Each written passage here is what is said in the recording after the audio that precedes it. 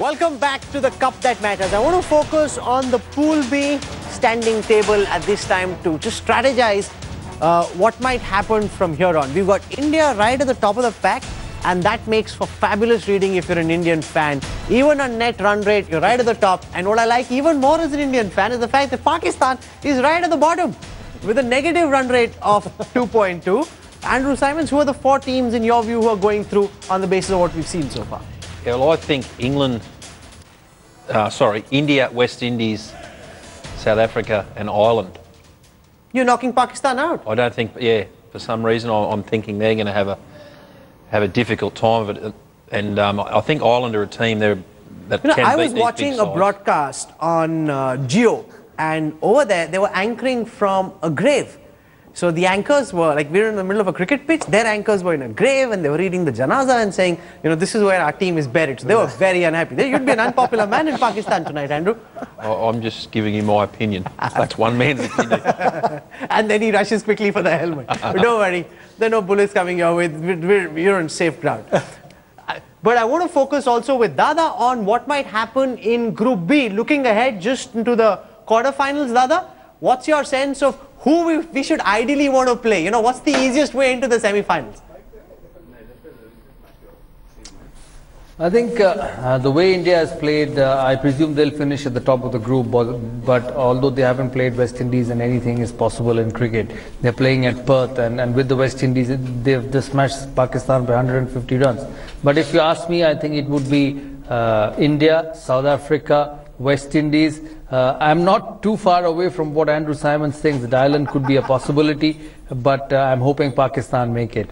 And because they're a better team than Ireland, whatever said and done, wherever they do their shows from, whether it's from a cemetery or wherever they go, but I hope they make it as fourth in the team. And from that group, there's going to be a close tussle between Australia and New Zealand about who coming in 1 and 2, and I think the rest will be Sri Lanka and one of the teams, and England. England would be fourth. England are also in the same boat as Pakistan, and they'll have to play really well to get there. So I presume it's going to be an India-England quarterfinal. But one thing I must say, that maybe it's an India-England quarterfinal, or maybe England hasn't played well so far. But all those 8 teams who qualify in that quarterfinals are capable of beating each other on that particular day. But that's not good news. Let's not look India, too far England, ahead. is that an avoidable quarterfinal from India's perspective, given how good the English bowling is? They could just ensure that our batsmen could collapse right at the top, especially if they win the toss and we have to bat first. That might not be good news from the Indian fans' perspective.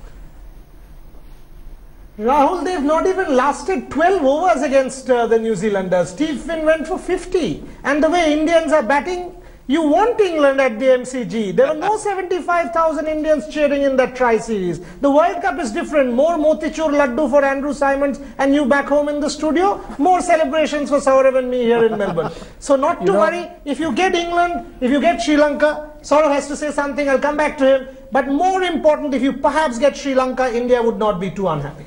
You know, sometimes shake-ups are good for the team, and India got a massive shake-up in the last 2 months in Australia for those test matches, and even in the tri-series. It was a massive shake-up for India, and we are seeing it is because of that shake-up. And England have been shaken up by New Zealand. To win a one-day game in 10 overs for New Zealand was a massive thrashing, and you saw Ian Bell on Twitter apologizing to the fans for their heartless performance. And I think England will come out better. I know they don't have the strongest team in the competition. They are a little bit confused in how to go about the one-day cricket because their record's not very good.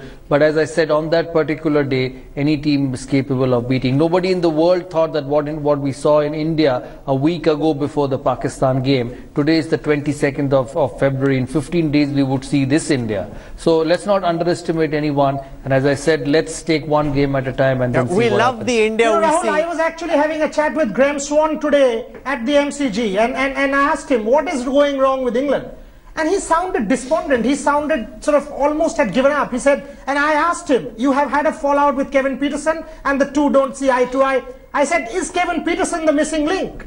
And he's like, I don't see England making it to the quarterfinals in this case, maybe Bangladesh. So it was stunning to hear Graham Swan say that. So who knows, even Ireland from this group, Bangladesh from that, and if India plays Bangladesh 100 times out of 100, I would want that quarterfinal here at the MCG. Okay. Bangladesh sounds just a little bit more reassuring than England, especially with their pace bowling. But nonetheless, Dada is saying in the way that the Indian team is playing, don't be underconfident, we can take on anyone.